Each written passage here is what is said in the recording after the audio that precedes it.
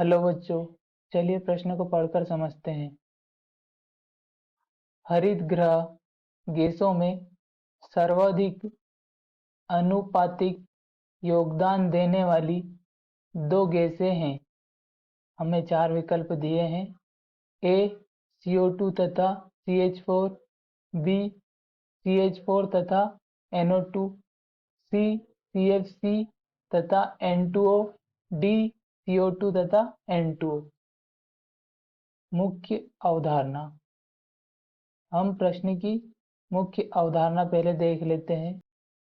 हमारे प्रश्न की मुख्य अवधारणा है, हमें बताना है कि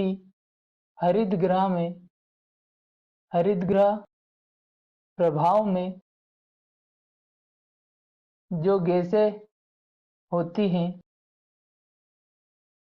उन हरितगृह गैसों में सर्वाधिक योगदान किन गैसों का है। किन दो सर्वाधिक योगदान देने वाली गैस है।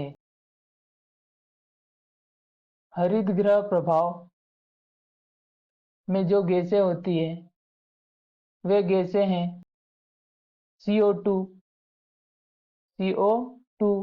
तथा CH4 और CFC।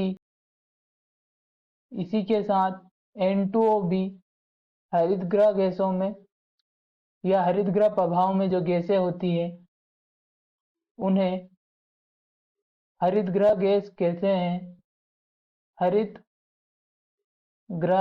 गैस कहते हैं जो कि है CO2, CH4, CFC और N2O। इसमें CO2 का योगदान 60% होता है, जबकि CH4 का योगदान 20% होता है और CFC का योगदान 14% होता है तथा N2O का योगदान 6% होता है। हरितगृह प्रभाव में जो गैसें होती है उन गैसों को हरितगृह गैसें कहते हैं। तो हमारे प्रश्न में जो हमसे पूछा गया है कि हरितगृह गैसों में सर्वाधिक आनुपातिक योगदान देने वाली दो गैसें हैं, जिसके लिए हमें चार विकल्प दिए हैं, ए CO2 तथा CH4। तो इन दो गैसों का योगदान हरितगृह प्रभाव में सर्वाधिक होता है, अतः यह हमारे प्रश्न का सही उत्तर होगा, क्योंकि CO2 60% होती है हरितगृह प्रभाव में, जबकि CH4 20% होती है। इनका संयोग 80% होता है।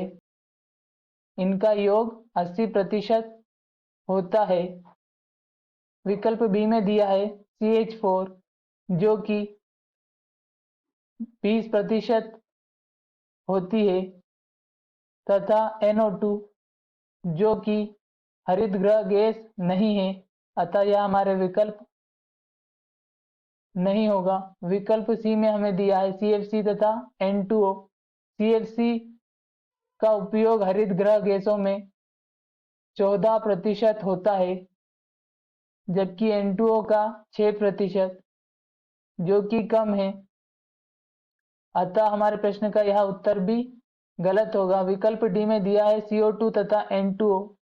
CO2 60% होती है, जबकि N2O हरितगृह गैसों में 6% होती है।